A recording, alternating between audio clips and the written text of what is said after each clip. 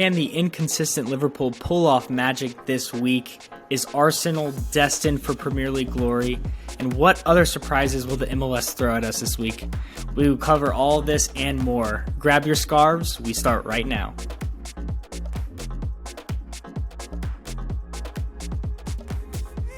Welcome into the supporter section. I am Brandon Patesnick, and this is episode 62 of the supporter section podcast. Go ahead and leave a like and subscribe if you have not already, because today's episode is going to be great. I have my good friend here with me, Steven Curl. Hello, Steven. I have a question for you, as we always start the podcast off with a question. If you were creating a new MLS club, what city would you choose? Ooh, you don't have to tell me why. MLS club. Let me think. I'm on the FIFA menu right now. They just added this new mode in. I am starting my club in. I'll give my love to the Carolinas. Maybe like oh no, Charlotte just came in though. For initially, the first thing came into my mind was Greenville, South Carolina. Don't know why. Maybe it's because. I don't know, I was thinking about that recently, but yeah, it's a cool city. I think it would do really well. I think it's young enough population people to actually watch soccer. I think that would be cool. I would love to see like a North-South Carolina kind of rivalry between Charlotte. That'd be kind of fun. And then selfishly, I just want more MLS teams kind of in that Southeast region. Seem to be doing well with Nashville, Atlanta, Charlotte, huge crowds. So why not Greenville, South Carolina? Yeah, I think that's a good call. Yeah, Greenville actually has, I think their USL, Greenville Triumph. So maybe they'll be coming up to the MLS in an expansion soon. Probably not, but maybe. Who knows? I'll take the easy way out. The Las Vegas Villains, already a, I think, proposed rumor club, you know.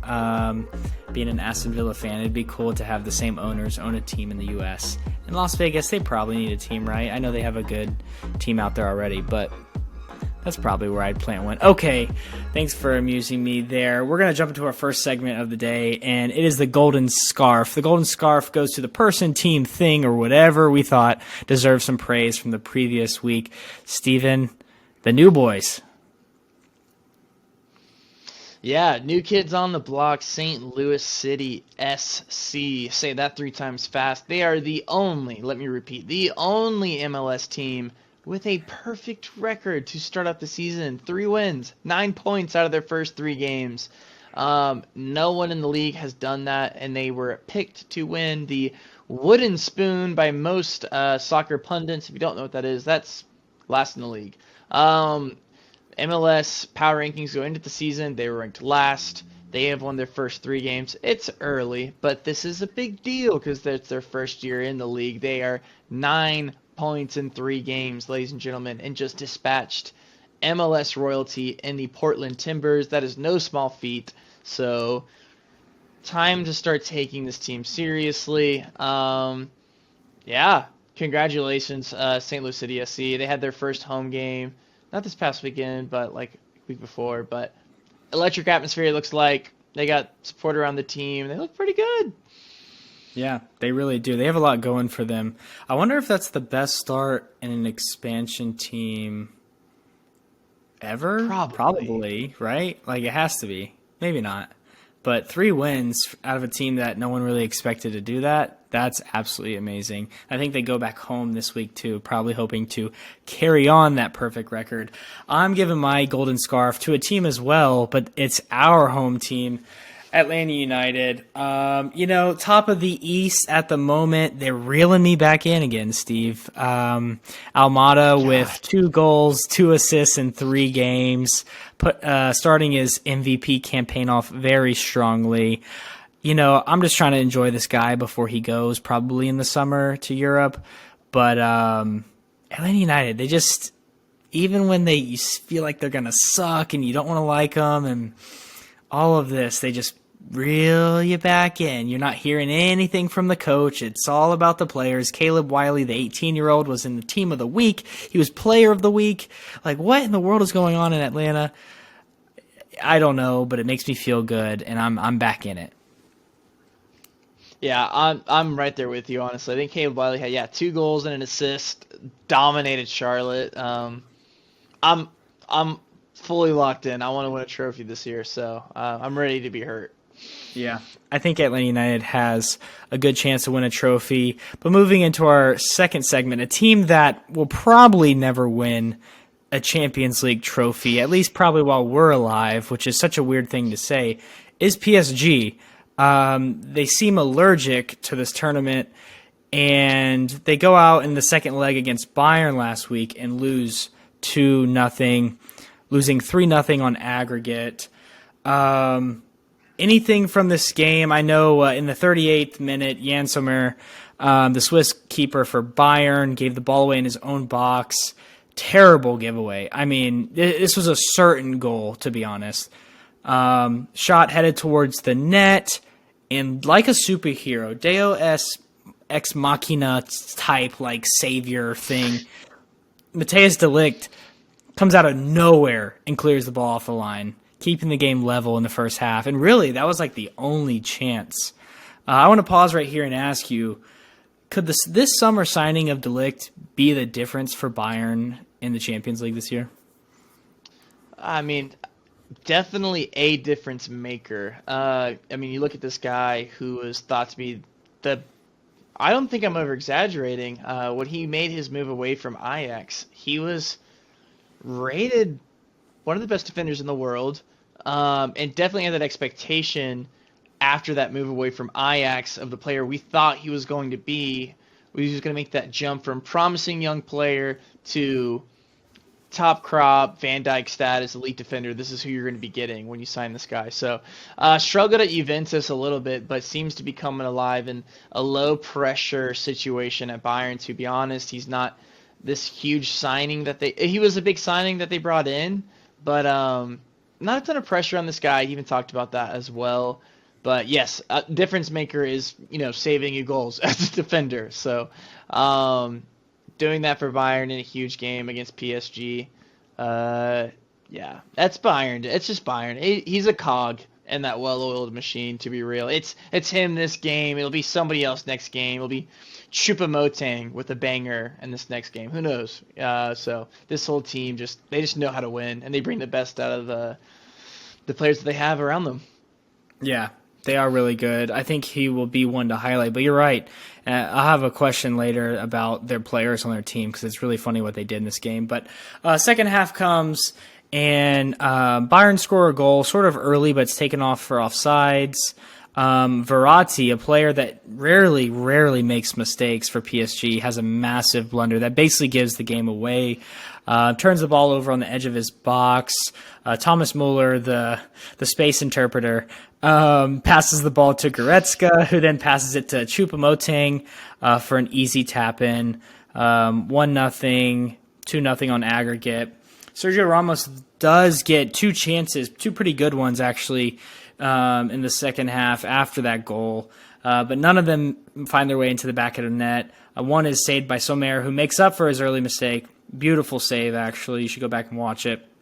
And then Bayern starts subbing on players that would be first-team players all over the world. And after that, they score a late blitzkrieg counter-attack in the 90th minute by Serge Gnabry, winning the game 2-0, 3-0 overall, like we said. Starting with PSG here, are you a little disappointed in how PSG performed over these two legs? I mean, obviously, right? I remember I was watching the game and seeing Jamie Carragher on CBS Sports kind of talk about Mbappe just needs to leave. He's like, this club, it just goes to show money can't buy you everything. The amount of raw talent on this team, on the books, is just absolutely insane. And it can be nothing short of an embarrassment of what they do year in, year out. It's like football comes on Tuesdays and Wednesdays in the round of 16 or so on, and they just can't do it. I know they reached the final a little while ago and lost to Bayern as well. Bayern's a great team, take nothing away from them, but it's nothing short of embarrassment of what this club has put out over the past 5, 7, 8 years with the amount of talent that they have, and they're about to watch the best player in world football walk out the door because of these blunders. Yeah, I think he'd fit in perfectly at Real Madrid, but I don't know if Real Madrid would take him because of Yeah. his attitude thing. I don't know. We'll see. Do you think them missing Neymar this game played a big role? Yeah, I mean, Neymar had a pretty good World Cup for Brazil. It had an amazing start to the season. I think people are a little too harsh on Neymar. If I'm being real, he's still a fantastic player. Obviously, you want your best players on the field, but no, I'm not giving them a get out of jail free card with this injury. It's almost to be expected Neymar will be injured at some point in the year, and you have the talent behind him. Anyways, you have talent other parts of the field. You have your Messi, you have your Mbappe, you have your Verratti. I mean, the, this team's amazing. So they need to look no other than at the top. Um, they can do the thing where they fire their coach. That's cool. Um, but you're going to be in the same spot no matter what. So it's really start to take a hard look in the mirror and figure out what this club is actually made of and needs to make some changes. Yeah, I think they're in a better place than Barcelona currently. News came out this week about True. Barcelona pulling a new lever, I guess, coming in the summer to save their club. We'll see how that goes, Kronk. Focusing now onto Bayern. Bayern was subbing on Gnabry, Cancelo, Sane. Oh, he might have started, but definitely Mane toward the end of the second half. I mean, if you're subbing those three on at the end of a game, what does that say about this Bayern team? How good are they? Yeah, I still have nightmares about Gnabry after what he did to Tottenham in the Champions League 2 years ago.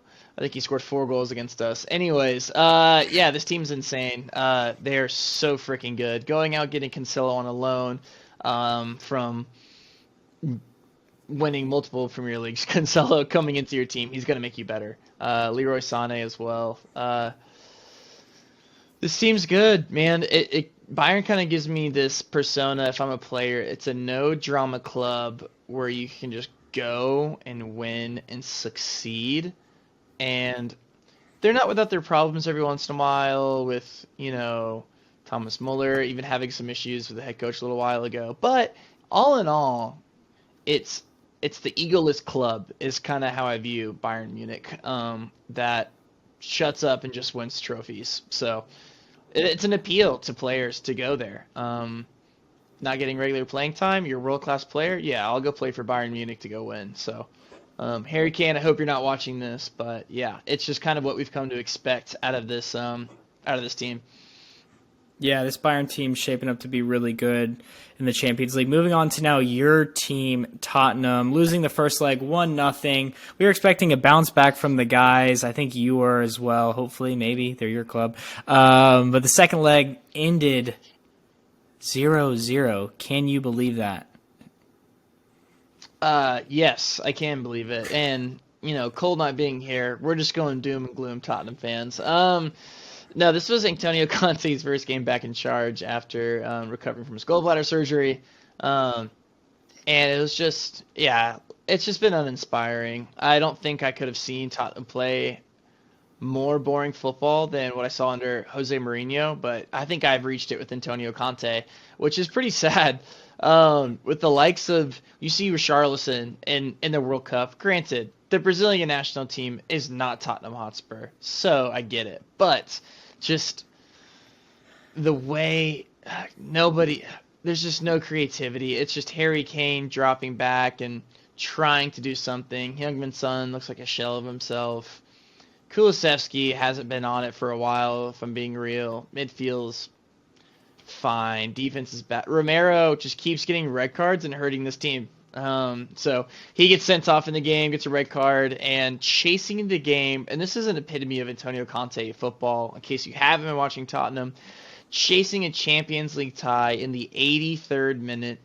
Antonio Conte subs off Kulusevski for Davison Sanchez. You're down a goal, you got to score. If you tie, you got to score. And that doesn't strike me as a sub you make in the 83rd minute. of a game. But it's fine, credit to Milan. They did what they needed to do against Tottenham. They read the playbook. Tottenham's not that great of a side consistently wise, and so Milan got that early goal. It seems like forever ago in the first leg, in the first 20 minutes, and haven't looked back. So they sit fourth in Serie A right now, actually 2 points off of second placed Inter. So they're not a bad side. So Tottenham fans, it is what it is. You lost. So just finish top four and start sending Harry Kane some chocolates and help him stay. That's definitely what you need. Speaking of staying, I mean, it seems like Antonio Conte is doing these things on purpose. Like he almost hates the club or something. It just seems weird. There were a lot of boos that rang out after the game, and that's sort of what I want to focus on in this last question. Yep. Is it just an unfortunate exit for Tottenham? Or is this Conte relationship, starting to just tear apart? Is the dressing room out of order? What is it with this Tottenham team? I'll say this. Tottenham is a good enough club to exit the round of 16 in Champions League and get knocked out against Sheffield United in the FA Cup and lose to Wolves and barely finish top four. This has been a story of this club over the past, honestly, 8 years since I've been following this team.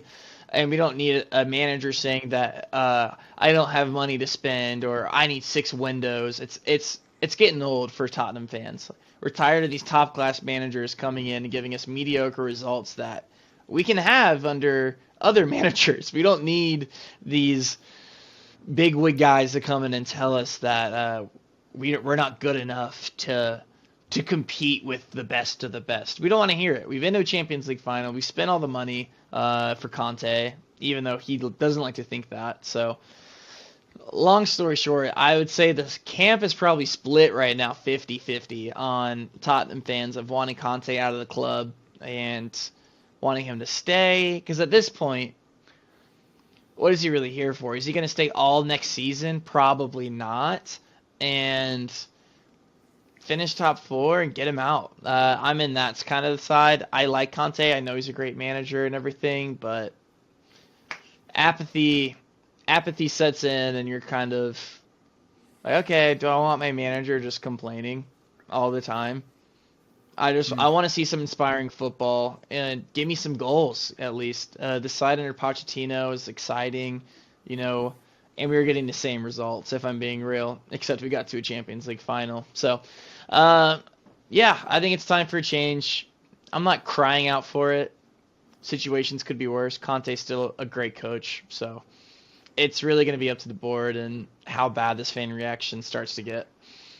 Yeah, I'm sure that won't be the last time we talk about Antonio Conte on this podcast, but I think that's a good place to leave it for now. Yeah, I think he'll go in the summer, and that is probably a good split up. A team that hasn't been performing as well we all expected, to the levels we expected this season. Chelsea, they take on Dortmund in a really big matchup, I think.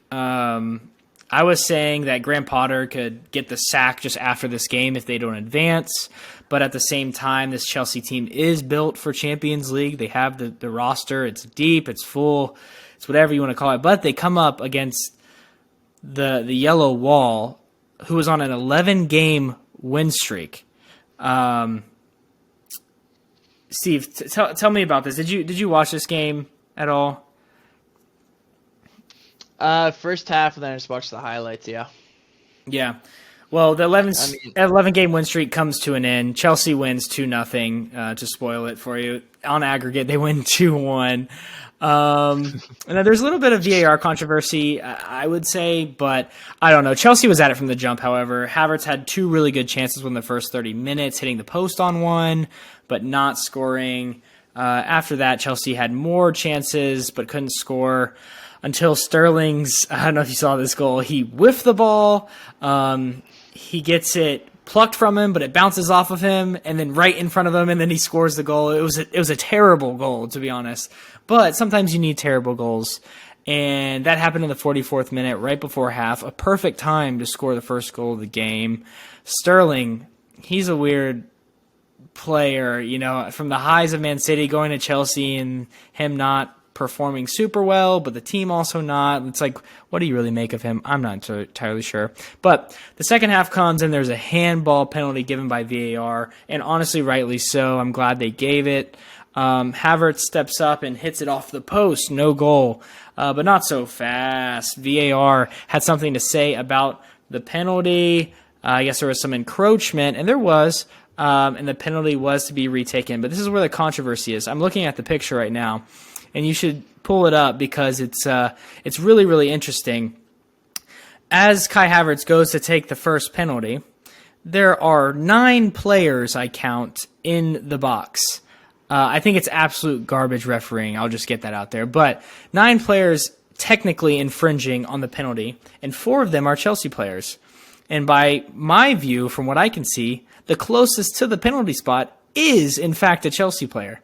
So I'm not entirely sure what the rule is there. Cole's not here with us tonight, obviously, but Cole put a note in here saying that as far as he understands, it's obstruction because Gio Reyna, that is, was in the box when it was taken, and he was the first to touch the ball after it had bounced out.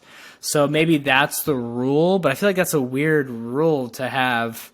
So, like, you can infringe, but if you don't touch the ball, it doesn't matter.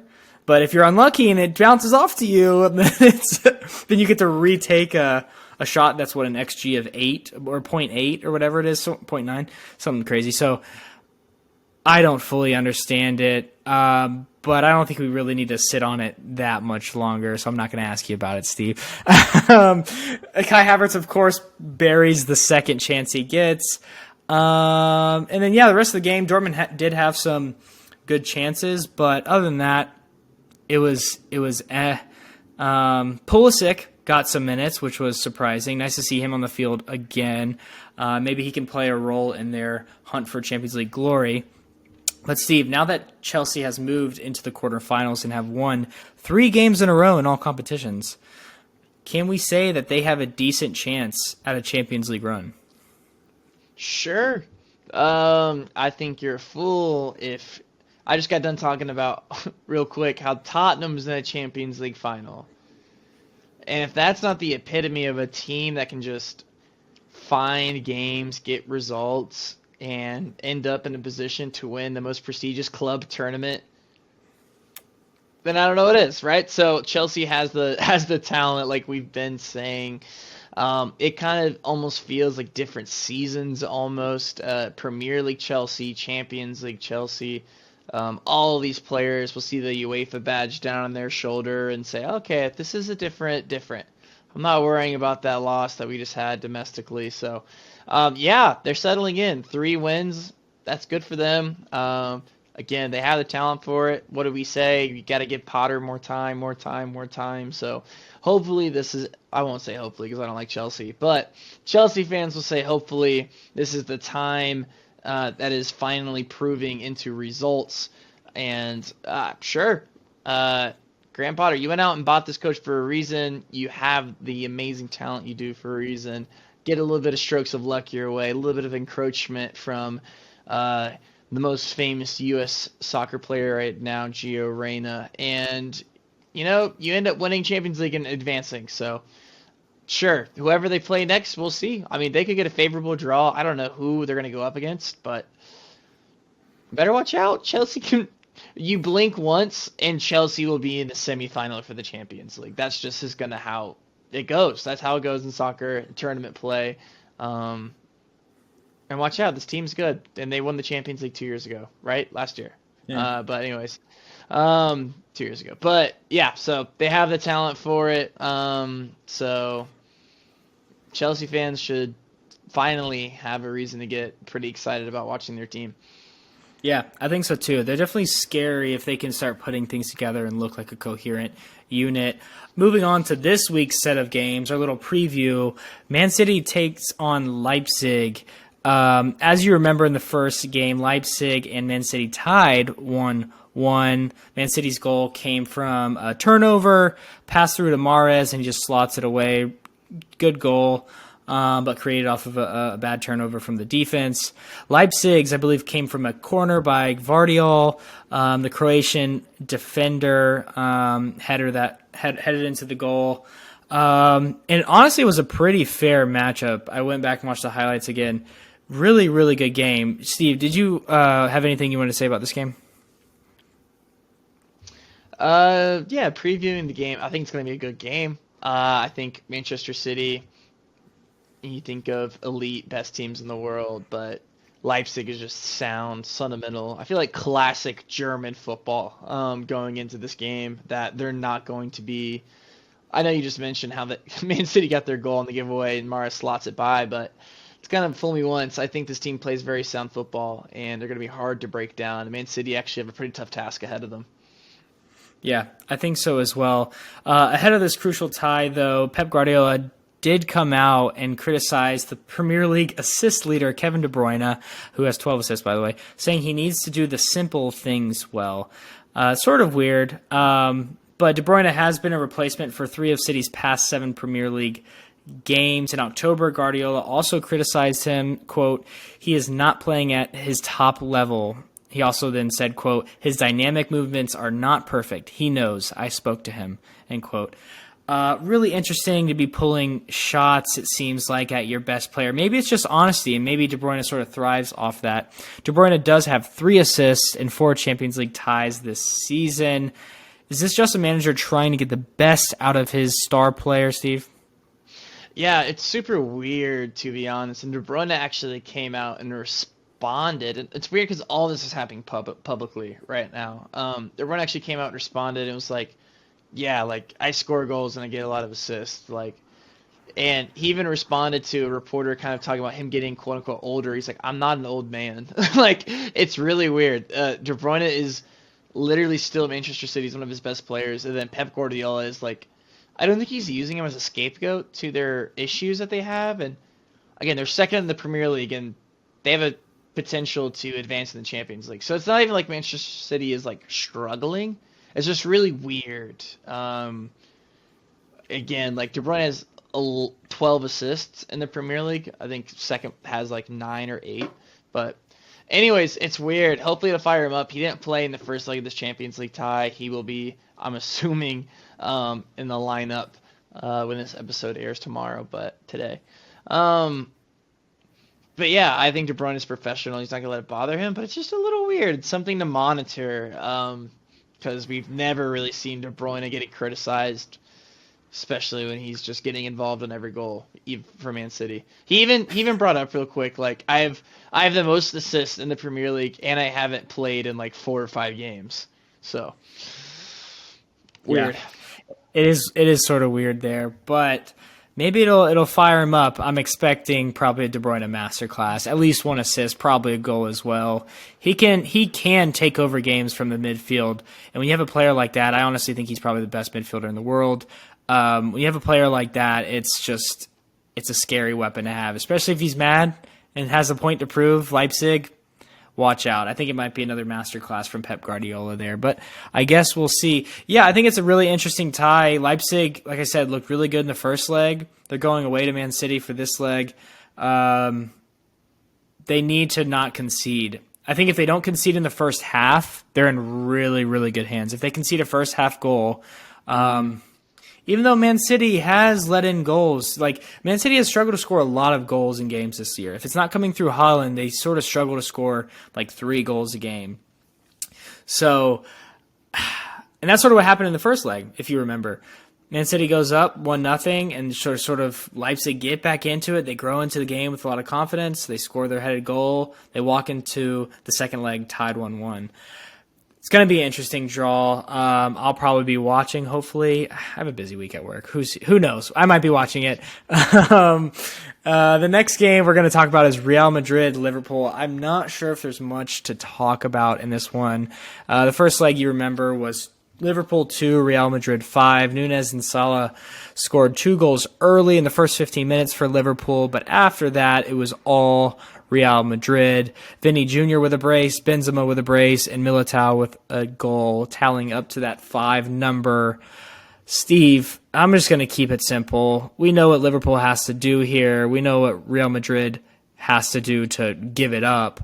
Focusing on Liverpool, do you think Liverpool can find the magic they possess against Man United just last week and against Barcelona 4 years ago? They didn't have Firmino and Salah, by the way, to get the result they need away at the Bernabeu this week. I think they have it. The only bright spot on this Liverpool team is that front three.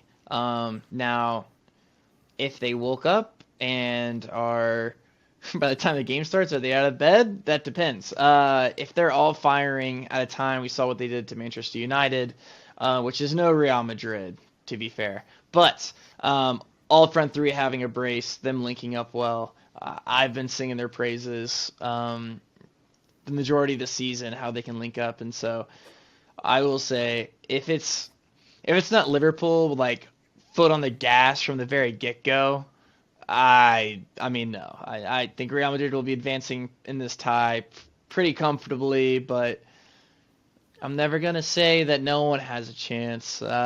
Tournament football, you can't count anybody out, especially Liverpool. But yeah, gonna do just about that and say Real Madrid should probably advance pretty easily. Yeah. We'll get into it later, but Liverpool did lose to Bournemouth this weekend. It was a very hectic game, to be honest, and that's probably what we might get against this Real Madrid team as well. A lot of counterattacking against each other.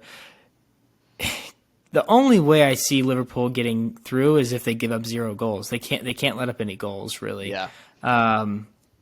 Do you have any faith, one, that Liverpool's defense could hold off that amazing attack of Real Madrid, but also that Real Madrid won't score a goal in this tie?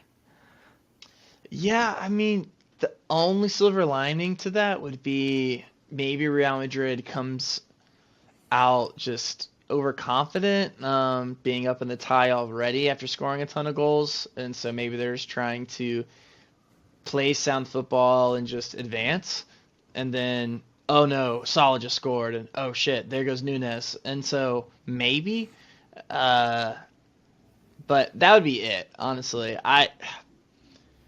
if Liverpool score though in this game, it's impossible to me how Real Madrid wouldn't respond without a goal. I can't see them not scoring at least one goal. I think Liverpool could win this game. I think they could win this game like 3-1 or 2-1 or something. But I just can't see Real Madrid not scoring. And to your point, if Real Madrid do score, I don't think that Liverpool goes through. Right. Yeah, I think it's fair to leave that there. Liverpool, sorry. I think your run ended last week, 2 weeks ago, whenever that game was, 2 weeks ago now. Porto versus Inter. The first leg was very entertaining, a very, very close game, actually. If it wasn't for the late Lukaku goal, I would be sitting here saying Inter will probably bow out to Porto because this leg is in Portugal. But having that 1-goal advantage is big, especially with how evenly matched these two teams are. Just ask Tottenham, LOL. I had to throw that in there. Steve, how do you think this one will go, and who do you think the standout performers will be? I guess for either side, because honestly, I'm not super confident in Inter going through. They're my dark horse, by the way, people. But I think they do hold the upper hand. Yeah, I think you see with 1-goal advantages going to the second tie against a team that's playing at home, unless you're Tottenham. Like, look at Dortmund and Chelsea, right? Dortmund won that first game 1-0, but if you leave the game up to the home side in the second leg, you have a danger of bowing out, right? Porto striker Taremi has been on fire this year. He has 19 goal involvements in 24 games. That's pretty insane. And this is an Inter team that has, like you said, Lukaku, Lautaro Martinez just trying to get fired back up again after the World Cup. But yeah, I could go either way, honestly. It's what I expected as far as thinking of having that home tie being down a goal. I expected Tottenham to respond, and they given me no evidence why they would have.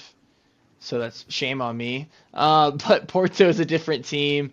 I think that this team looks good, and I think they could upset Inter Milan. I give them way higher chances than I would think about Tottenham against AC Milan. So similar opponent though. Inter only 2 points ahead of AC Milan in the Serie A right now. So these Italian teams, are they the best in the world or do they suck? A lot of people trashing AC Milan, by the way. I keep talking about the Tottenham game, sorry. But yeah, I think Inter. It's a great dark horse shout that you had, but I'd say I'd give them 60% chance to advance past Porto. I think Porto has a pretty big chance to upset the Serie A side in the coming days. Yeah, I think that's really fair. Milan Skriniar, who plays for Inter Milan, funny enough, same name. He's a center back, and I think he's going to have to play a big role here if Inter, want to go through. And I think they will. I think they will, knowing that all they need is to draw or win. I think they can get it done and keep my dark horse hopes alive. Last one this week, Napoli versus Frankfurt in the first leg, which was at Frankfurt. Napoli go up 2-0 from goals from Osimhen and Di Lorenzo. Kvara with an assist as well, the player I highlighted last week, 2 weeks ago, whatever it is now. One of the best players in the world, so if you don't know about him, he's a Georgian winger. And I don't mean Atlanta, Georgia. I mean the country of Georgia, people. We wrote Frankfurt off last year in the Europa League, and then they went on that amazing run and ended up winning the tournament. That's how they got into the Champions League this year. And now that they find themselves in the knockout round, they're down 2-0, yes, to a Napoli team who's arguably the best in the world this year. Does Frankfurt, can they do something amazing, in Napoli this week? I really don't think so. I think Napoli's, when you start talking about a league of their own, they've only lost 2 games domestically in Serie A and 1 game in the Champions League. So that's 3 games and 2 competitions, amounts to like 30 games or something. This team's good, and there's something about having the pressure off you. They don't really have pressure on the Serie A title race at all right now, and so they're really going out looking to trying to do a double of Serie A and the Champions League, which I think they can do. Like you said, debatably, arguably, whatever you want to say, the best team in the world. So I think they're going to get it done in Naples. Frankfurt, again, a team that was in Europa League last year, wins Europa League. Great story so far. So, but yeah, I think it'll be too much for them. I think Napoli will win this game pretty handily. I agree with you. Napoli, like we said, one of the best teams in the world, if not the best this year. How far can they actually go in this tournament, Steve? Oh, man. It depends on ties, right? Like, again, just thinking about Tottenham's run to the final, you get an Ajax and instead of a Liverpool, you exploit some younger play. It kind of all goes the road you have going up to the final and what you can get out of your players. Osimhen is an absolute monster for this team. This is a guy that is linked to all the biggest clubs in the world, and he's going to go for an insane price if he does leave. So they have world-class talent on their team right now. Like you have sprouting stars like that, and you just have veterans that are just class as well. It's the perfect matchup for Napoli. So they can go all the way to the final. I think they can go all the way to the final. I think that should be the expectation out of this team, making it to the final. Winning a final is different, but I think if I'm a Napoli fan, I want to see that final. Yeah, I think they have a really, really good chance this year. I don't know who the favorite is right now. I know the odds have obviously changed as the tournament has progressed, but I'm sure Napoli's up there in the mix. They're really exciting. If you have not watched them yet, just watch them this week. It won't be as fun probably, or catch a Serie A game this week. They are good. Moving on to Premier League game week 26, we're going to review. I'm going to start with Bournemouth versus Liverpool. A shock, really, coming off of what was the Manchester United game last week. Bournemouth win 1-0. The goal came from Philip Billing, who actually he's been on the scene for quite a while. He was on the Bournemouth team before they went down a couple years ago. He stayed with them. Now he's back up, and he's had a really good season being linked with bigger clubs in the Premier League based on his performances this year. VAR does give a penalty to Liverpool in the 67th minute, and rightly so. The Bournemouth defender jumped in the air, missed the header, and like old Eric Dyer versus, was it West Ham last year, a Jota header hits his arm as he was extended and basically blocks the ball from going into the goal. The referee missed it, but VAR caught it. Salah, of course, who else would it be? Salah steps up, shoots, and it goes way wide. You already knew that because the game ended 1-0. Shocking for Mo Salah, really. I mean, just absolutely horrible on that penalty. He's actually had a decent season, sort of a quiet season, but he's been a ghost in a lot of these games, and it's just sort of weird to see after he got that major contract from Liverpool, him just not continuing to live up to that expectation. But Steve, I mean, do you want to ask this question or do you want me to? Yeah, I mean, I'll go ahead and shoot it to you, brother.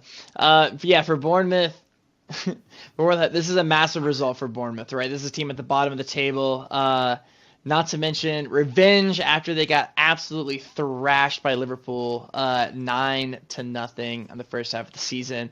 Brandon, how big is a game like this for a team like Bournemouth going into the dog days, the last 12 games for the rest of the season? How big is this for them and their confidence? And do they have a chance to kind of maybe not be relegated? But yeah, how important is this win? I mean, I think this is a win they can hang their hat on, to be honest. Like, you don't just easily beat Liverpool, even though we know Liverpool hasn't been super consistent this year, like I've been saying, we've all been saying.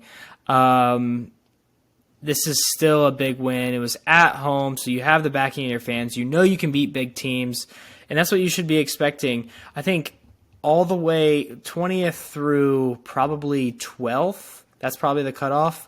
Like, any of those teams could go down. So if you're Bournemouth, you're like, wow, we just beat a top 5 team at the moment, top 6, whatever they are. Like, we can get out of this. So I think, like I said, it's something to hang their hat on, something to give them confidence going into the last 12 games of the year. And really just, I don't think they'll stay up. They could end the season at the bottom, to be honest. But something that they can really, really hold on to and say, yeah, we did that. We can do it again. But for Liverpool, I mean, did we say it or did we say it? To go from 7-0 over Manchester United to then losing 1-0 to Bournemouth, it really does just epitomize Liverpool's season, doesn't it, Steve? Yeah, it really does. And I at the shop I work at, I have a regular who's a Manchester United fan. He comes in with like a vintage jersey every single time he comes in and gets a coffee. And he was so upset that Liverpool lost to Bournemouth because he was just like, what the hell, man? It's just that much more embarrassing. But it's what Liverpool is. They randomly came out and just absolutely thrashed Man United. And I think you saw they're trying to do the Tottenham double of the inconsistency USA, baby. To go out and lose to Bournemouth the way they did, you don't know what to expect out of this team. Last week I was saying they could challenge for top 4. And honestly, I'm always down on Tottenham, but I think Tottenham is a better side than Liverpool, and we will finish ahead of them in the top 4. So I think it's top 6 for Liverpool. Still a great side that can turn it on. It's just you never know when that's going to be. Yeah, it seems like it's been pretty random this year. Few and far between, to be honest. Honestly, Newcastle's still in the mix there, especially after getting the win this week. Moving on to another shocker.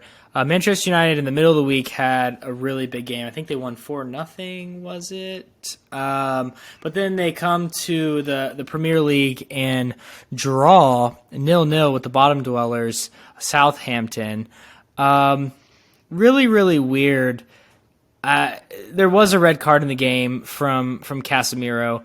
A little stat here. I don't know if you put this in or if Cole did, but in over 500 games in Casemiro's career, he hasn't had any straight reds.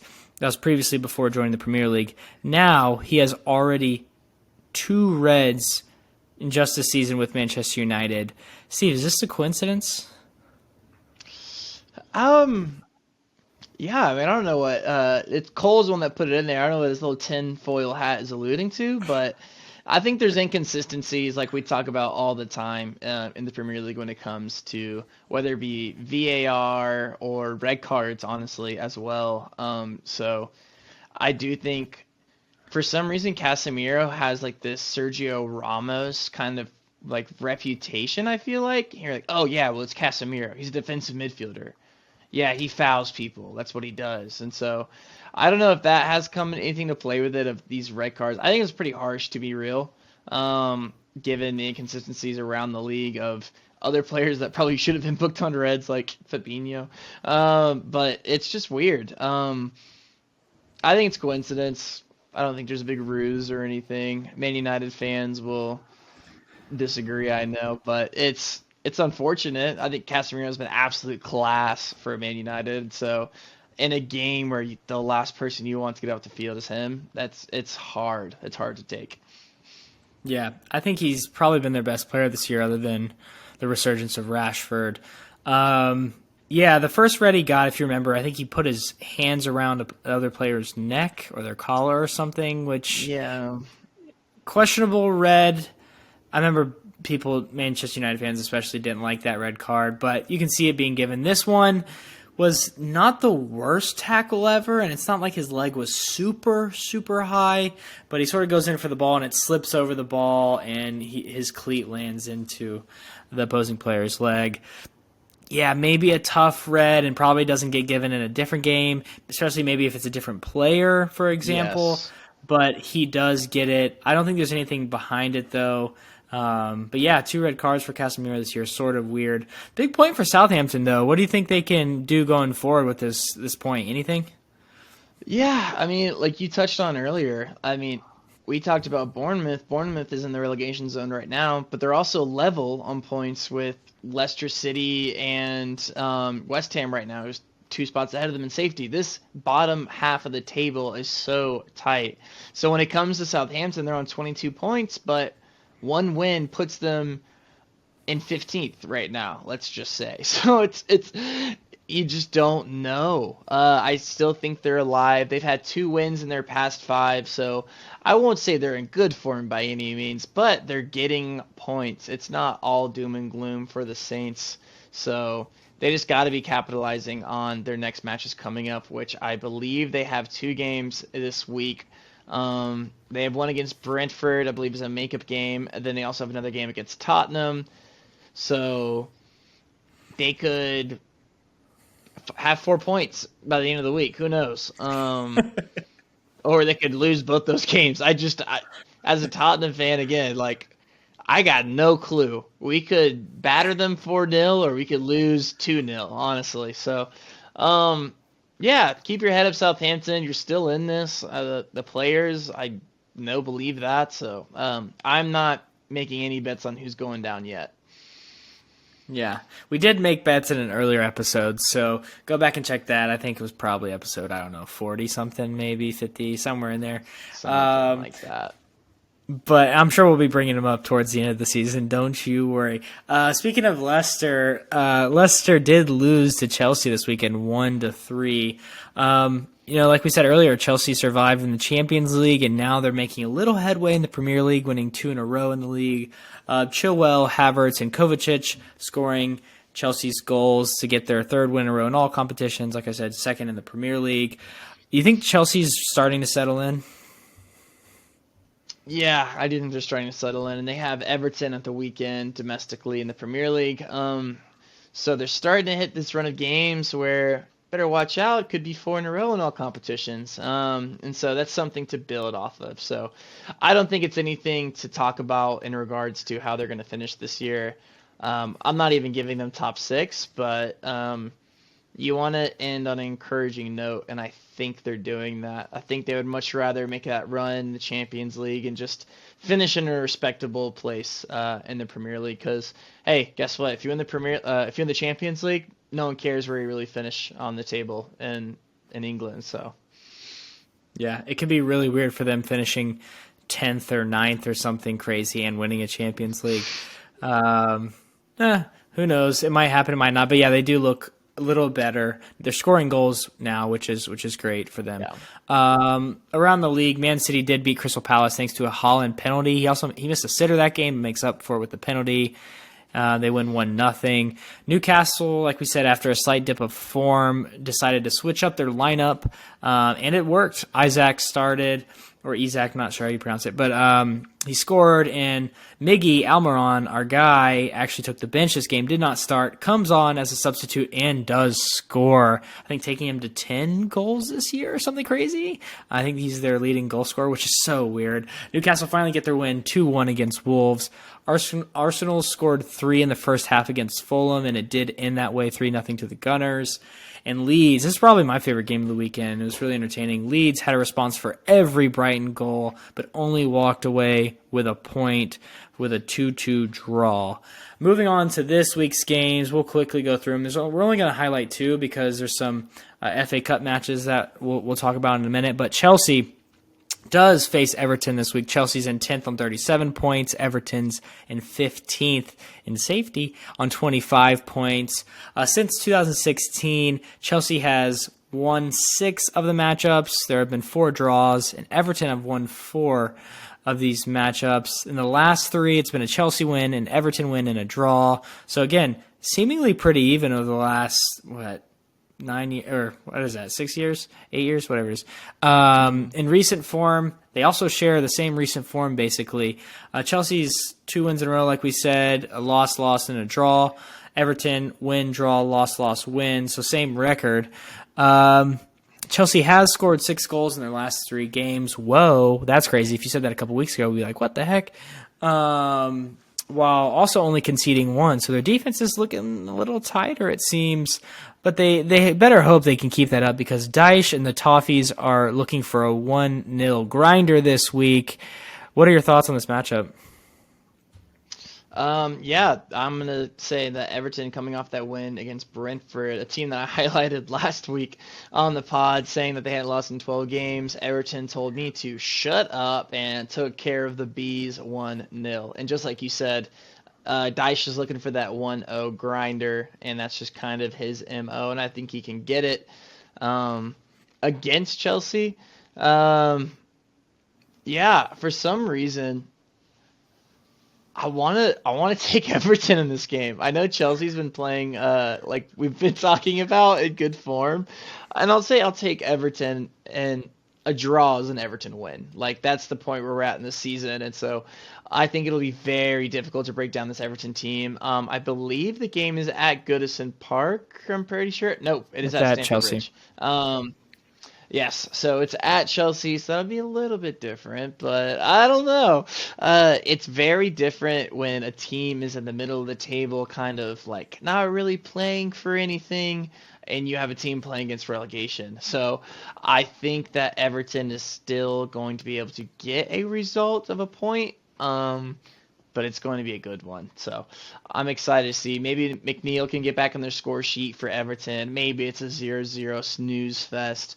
I don't know. Maybe there's more penalties retaken. Who knows? Maybe Sean Dyche goes onto the field and scores a header of his own. That's what he would give for this club, honestly, right now. So it's going to be a good one. That's why we're highlighting it, and it's going to be good.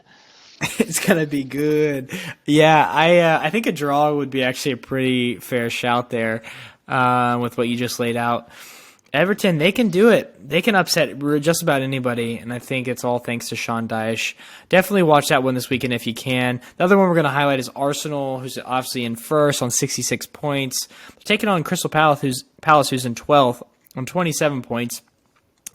Since 2016, Arsenal have 5 wins in the matchup, 5 draws, and Crystal Palace have 3 wins. In the last 3 matchups, however, Arsenal have a win, Crystal Palace have a win, and then the other one was a draw. Current form for Arsenal, all wins. Crystal Palace, current form, not great. 2 losses and then 3 draws. And like we've been saying for the past couple weeks, Palace have yet to win in 2023. And actually, their last win in the league came on November 6th against West Ham. Steve, is Patrick Vieira's job in trouble if they keep slipping? I'll say that it should be, but I don't think that it is. I think you're at the point in the season now to where the in general response to Vieira being in charge at Crystal Palace has been a positive one from the fans and from the general public. And so I don't think Palace will get relegated. However, it's that point where I don't know if a new manager is what you really need in a new play system. I think they just need to start getting results and grinding it out. This might be a situation to where the captain, if Palace does go down, it'll be captain going down with their ship situation. But I almost think that a manager change could even panic Palace fans, or they're sitting 12th on the table. I mean, they know where they're at right now, but 12th on the table is not 18th, 19th, or 20th. So maybe just holding strong with the manager, the decision that you made, is actually a benefit for this team right now. But if it was at maybe an earlier point in the season, I think there would definitely be discussion on a manager change. But I think he'll be staying. Yeah, I think he'll be staying as well. But something to look into going into next season, if they do stay up, which they probably will, because I can't see this Crystal Palace team dropping. I mean, dropping games against like the lower half opposition. I mean, they're just good. I think they've just had a obviously bad run of form.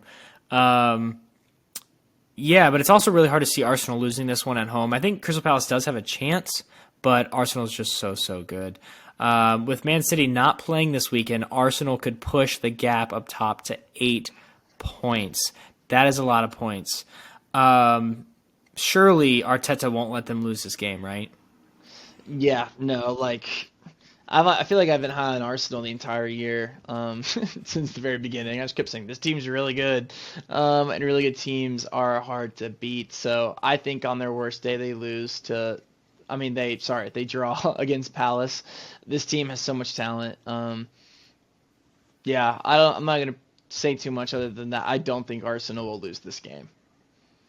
Yeah, that's fair. They're also at home, so that crowd, I mean, they erupted. When was it? Reece Nelson scored that last-minute goal 2 weeks ago. They're going to be loud again, and sorry, Crystal Palace. I think that slip is going to continue. We're going to jump into our third segment, which we call Around the World. Like I mentioned earlier, the FA Cup is taking place this weekend, taking some of our Premier League games away. Boo. But the Cup is fun. Man City is taking on Burnley. There's a fun connection there if you know about it. Sheffield United versus Blackburn Rovers, 2 championship teams. Brighton versus Grimsby Town, the most favorable draw of this quarterfinal. And then Manchester United taking on Fulham. Steve, you going to be watching any of these games, or what should our listeners watch? Yeah, I think this Man United Fulham game is very intriguing. Fulham are a pretty good team. United already with 1 trophy in the cabinet this season. Could be looking for another domestic cup. So I'd be tuning into that one. That's kind of fun. Grimsby Town, that's your lowest side in all of these ties right now. So always root for the underdog. That could be a fun game. But yeah, those are the 2 games that I'd be looking out for.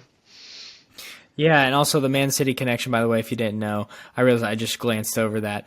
Is Vincent Kompany, their former captain, is coaching Burnley. So Vincent Kompany's Burnley is taking on Pep Guardiola's Man City. Sort of fun. And Burnley's actually top of the table. They'll be coming up to Premier League next year. So this could be a really fun matchup, to be honest. So I'll probably, if I had to circle one, definitely the Man City game or the Man United game.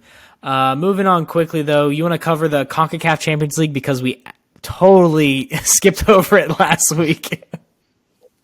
Yeah, we did. We might have missed it. There's just so much soccer to talk about, y'all. I'm going to briefly go into these. We're going to be highlighting MLS ties only. There are a bunch of other teams going on in this competition as well, but here we go. Starting off, Philadelphia host the second leg against the Salvadorian side, Alianza, and are currently at a deadlock 0-0 after the first leg of the game finished in a draw. Austin FC got demolished in their first game, but looked to rebound at home against Haitian side. I'm just going to say it like I see it, Violet, at home after losing their first leg, like I said, 3-0.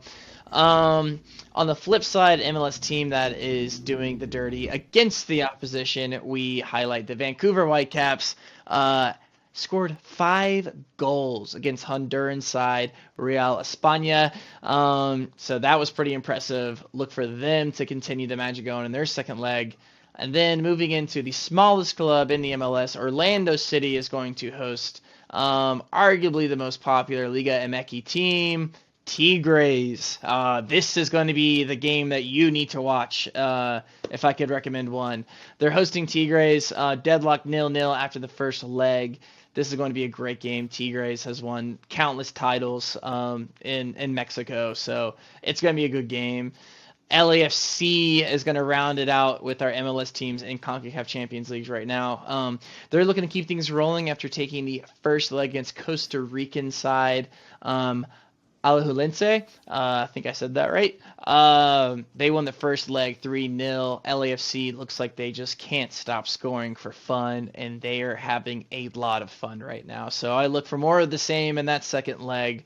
But that's the kind of update for your MLS teams in a CONCACAF Champions League going on right now. All of these games happening this week. So, yeah, make sure you go support when we go MLS, baby. That Orlando City Tigres matchup is going to be tasty. I am hoping to watch that one. MLS Fast Five, one of our favorite segments of the podcast. Our match week 3 review had some fun ones, and we were really bad at guessing this week, actually. You got the first one right. Charlotte versus Atlanta. Atlanta won 3-0, like we highlighted at the beginning of the pod. You're the only one to get that one right. Cincy versus Seattle ended 1-0. Cincy and Cole got that one exactly right with the score 1-0. We didn't get anything on that one. Portland versus St. Louis ended 1-2 to St. Louis. Big shocker there. None of us got that. Salt Lake versus Austin, also 1-2. Austin winning. I almost got it. I said 2-0. You said 2-1 to Real Salt Lake. But Cole and I both got the result right. And the last one, which we called the game of the week, it wasn't really a game of the week because LAFC demolished New England 4-0. Cole and I again got the results right, but Cole got most of them right this week. He's our winner. You got very little right, Steve. I'm sorry to say that. You only got one, so it's a bad week for you. Not a great week. But a new week brings a new MLS Fast 5 match week 4.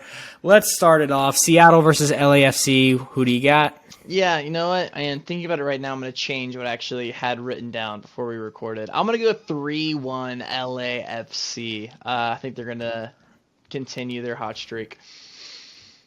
Ooh, yeah, they might, but I think Seattle's going to bounce back. I think this is going to be either Seattle win or definitely a draw. I'm going to say a 1-1 draw. I think it'll be close. These teams don't like to give up goals. So next game we have on the docket is Atlanta United versus Portland Timbers. Who do you have? Yes, Atlanta United versus Portland. What do we say at the start of the podcast? We're getting reeled in on this Atlanta United train. I'm drinking it.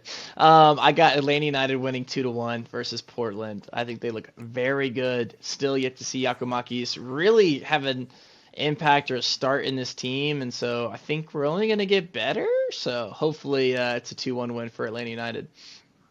Yeah, hopefully choo-choo, the train don't stop. You better hop aboard. I think Atlanta United's winning 2-0 on that one. FC Dallas versus Sporting KC. I'm going to take Sporting KC with a 1-0 surprising victory away. What do you think? Ooh, I'll go on the flip-flop, and I'm going to go FC Dallas. I bet against them, I think, the last week, and so they told me, hey, dude, come on. We have Jesus Ferreira, your favorite guy. So I think they're going to win this game 1-0 to be a good one against Sporting Kansas City. Yeah, good shout. Sporting Kansas City's defense is pretty good, though, so I think it'll be a low-scoring affair for sure. St. Louis, the newcomers, like we highlighted in the beginning of the pod, taking on San Jose, who have been, I think, pretty unlucky this year. I don't think they've won a game. Maybe they have. I don't know.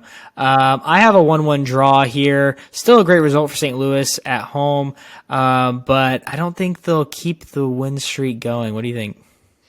Yeah, I don't know. I'm going to bet against them. I'm going to go 2-1 for San Jose. Abobasi for San Jose has been scoring some goals and looking good, and I think they've found their rhythm of just feed this man. So I think St. Louis, they've had some also, this isn't an analysis of St. Louis, but really quick, they've had two defenders in their first two games literally pass the ball back to their striker. And the last game against Portland, I think had some fortune as well. I think their fortune runs out, and I think finally they drop some points against San Jose. Yeah, that could definitely happen. They have gotten very lucky. It was really Yeah. MLS-y. I thought the MLS had grown out of those bad mistakes, but I was definitely wrong. It definitely brings you back in. New York Red Bulls versus Columbus Crew. I'm taking 2-1 to the Red Bulls. Sorry, second team. Dang. You know what? I'm doing this again. I'm changing my prediction in the middle of the episode. I'm going 3-1 Columbus. I'm headed up to Columbus to see my boy in like 10 days now. So I got to start getting in the spirit of it. I think Cucho Hernandez has embraced this game. Zella Ryan gets on the score sheet as well. So I'm going to go 3-1 Columbus Crew. Oh, you're buttering up the Columbus fans. You're trying to get warmed up, but you're an Atlanta United fan. You're coming up to watch Atlanta United beat Crew, so that's why he's coming up, by the way, if you're wondering. Our final segment of the day is You Betcha. This does go without saying. We are amateur bettors, and this is not betting advice, especially because we missed all of our bets 2 weeks in a row. Sigh. So, Steve, start us off with hopefully some better luck this week. Yes, my foolproof bet that will not fail is going to be Real Madrid on the money line versus Liverpool. I got them plus 130 over Liverpool. Yeah, I think they're going to win. I think they're going to be Liverpool away. Liverpool being away, that is. Real Madrid playing at home, I think they'll get it done. They're just a way better team. Way better. And even if I think they're not trying to go for the game, I still think they win. I don't think Liverpool beats Real Madrid at all. Yeah, I think so too. I think that's a good shout there. And I sort of previewed this before, but I think Inter, all they need is a draw, baby. They need a draw, and they are through to the next round. I could see this being sort of ugly draw. It could be 0-0, to be honest with you. Like almost the first leg was. I'm calling a draw in the Porto-Inter Milan game. That's at plus 240. Lock that in. And hopefully win these two bets. Cole obviously wasn't here, so he couldn't bet. But I'm going to need to add some more money to the betting account because we are all out. But nonetheless, we have reached the conclusion of another episode of the supporter section. We hope you enjoyed our time together today. If you made it this far, again, go ahead, leave a like. If you haven't subscribed already, please do it. Trying to hit 100 by summer. We'd really, really appreciate it. Share with your friends, any soccer friends, any family members, share it with them. We're trying to build a community here, so get in the comments as well. You also be able to find the link to our social media in the bio. Get in there, follow us. We like to tweet. Sometimes we post pictures. We're trying to get more consistent at it. Yeah, but help us grow. We'd really, really appreciate it. But that's it. Myself, Brandon Patesnick, that's Stephen Curl. Enjoy another loaded week of football. And until the next one, peace out.